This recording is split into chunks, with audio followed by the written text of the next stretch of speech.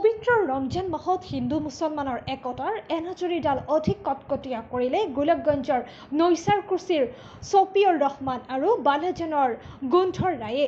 ছফিউৰ ৰহমান নামৰ ব্যক্তিজনে নিজৰ নামত থকা লাখটকীয়া কৃষিভূমি অতি কম মূল্যত আগবঢ়ালে মতেৰজাৰ শ্মশানৰ নামত।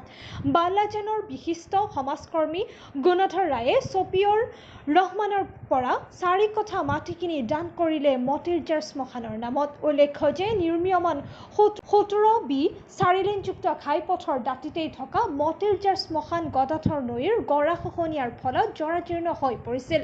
ৰাইজে শৱদেহ সৎকাৰ কৰাৰ ক্ষেত্ৰত সমস্যাত ভোগা পৰিলক্ষিত হৈছিল। এই দৃশ্য চাই আগুৱাই আহিল বালাজানৰ বিশিষ্ট সমাজকৰ্মী গুণধৰ ৰায়। গুণধৰ ৰায়ে মতেৰজাৰ শ্মশানৰ গাতে লাগি থকা কৃষিভূমি বিচাৰি ভূমিৰ গৰাকী ছফিউৰ ৰহমানৰ কাষত উপস্থিত হৈ সহায় বিচাৰিলে। ছফিউৰ ৰহমানে বজাৰ মূল্যতকৈ কম মূল্যত 4 কঠা ভূমি সমাজকৰ্মী গুণধৰ ৰায়ক দিবলৈ সন্মত হ'ল। গুণধৰ ৰায়ে ভূমিখিনি কালি ৰাইজৰ উপস্থিতিত ছফিউৰ ৰহমানৰ পৰা চমজাই লৈ মতেৰজাৰ শ্মশানৰ নামত দান কৰিলে। গোলকগঞ্জৰ পৰা তপন ৰায়ৰ প্ৰতিবেদন, নৰ্থ ইষ্ট ফ্ৰণ্টিয়াৰ নিউজ। মোৰ নাম ছফিউৰ ৰহমান। আজি কিমান মাটি আপুনি প্ৰদান কৰিছে মতেৰজাৰ শ্মশান? ঘোড়া এটা না 5.5 কালি রাস্তা নেই। 5.5 কালি, হ্যাঁ রাস্তা সহ 5.5 কালি মাটি দিয়ে দিন। বর্তমানে ইয়াত মাটির মূল্য কিমান?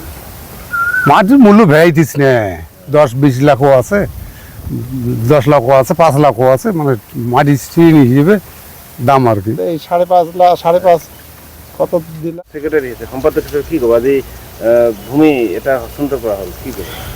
মই আজি এই মতেৰজাৰ বৃহত্তৰ শাসন মন্দিৰৰ সম্পাদক হিচাপে সুদীৰ্ঘ 12-14 বছৰ ধৰি এই মন্দিৰ লাগি থাকে আজি শ্মশানৰ আংশিক মানে উন্নতি কৰিব পাৰিছোঁ। আমি সেই পৰিপ্ৰেক্ষিতত এইবেলি আমাৰ মাথন ইয়াৰ আগত 8 বিঘামান মাটি সেই ছফিউৰ ৰহমানৰ ভাই ককাই মিলি ইয়াৰ আগত দিছিল। সেই পৰিপ্ৰেক্ষিতত যদিও এইটো পুৰণা শ্মশান, আজি প্ৰায় 70-80 বছৰ পুৰণা এই শ্মশানটো মানে নদীত যোৱাৰ নিচিনা অৱস্থা আছিল। পিছত আমি তেখেতসকলৰ পৰা অনুৰোধ কৰি ইয়াৰ আগত 8 বিঘা মাটি লৈছোঁ। এইবেলি আকৌ আমাৰ কম হোৱাৰ পৰিপ্ৰেক্ষিতত তেখেতক মানে অনুৰোধ সাপেক্ষে আকৌ আজি 5.5 কালি মাটি আমাক 1 লাখ টকাত তেখেতে আংশিক অনুদান এটা আমি তেখেতক এটা দান দিলোঁ। তেখেতে আমাক যে এই বৃহত্তৰ মানে অনুদানৰ মাটিটো আমাক এই শ্মশানত দান কৰাৰ কাৰণে তেখেতক মই অশেষ ধন্যবাদ আগবঢ়ালোঁ। লগতে আমাৰ এই মাটিখন যোৱা 1 বছৰমান আগত প্ৰথম দান দিয়া কথা আছিল আমাৰ বালাজান নিবাসী সুকুমাৰ ৰায় দাদা। এই সুকুমাৰ ৰায় দাদা আহি 50,000 টাকা ইয়াত দিছিল, কিন্তু যিয়ে নহওক তেখেতে আমাক পিছত মানে জনালে, কমিটিৰ মানুহক জনালে, আমাৰ পুৰোহিত নকুল শৰ্মা ডাঙৰীয়াক জনালে যে দেও আপোনালোকে এই 50,000 টাকা মোক দিব নালাগে, 50,000 টাকা আপোনালোকে ৰড শিল বালা কিবা কিনিব, মই মন্দিৰটোৰ যিটো বনাব লাগে সেইটো 15 লাখ যাওক 20 লাখ যাওক এইটো মোৰ তৰফৰ পৰা মই বনাই দিম বুলি মই আপোনাক জনালোঁ। আপুনি ৰাইজক কৈ দিব। সেই পৰিপ্ৰেক্ষিতত এইবেলি দুনাই আমি এই মাটিটোৰ কাৰণে আমাৰ এই শ্মশানৰ নিবাসী আমাৰ গুণধৰ ৰায় ডাঙৰীয়া দাদাক অনুৰোধ কৰাত তেখেতে বাকী টকাখিনি আজি আমাৰ এই মাটি দিয়া ডাঙৰীয়াক বাকী টকাখিনি দি দিলে।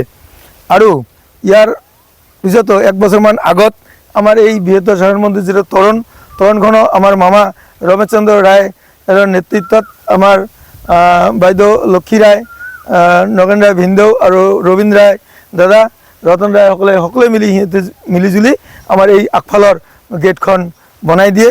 নিজৰ পুঁজিৰে 4-5 লাখ টকা খৰচ কৰি বনাই দিছে। আনকি এতিয়া সৎদেহ ৰখাৰ কাৰণে এটা ভিডিঅ' বনাই দিছিল, কিন্তু বৰ পৰিতাপৰ বিষয় নদীত আমাৰ বাউণ্ডেৰী ৱালৰ মানে যিটো গাইড বান্ধটো খহি যোৱাৰ কাৰণে বৰ আমি দুখিত হৈছোঁ।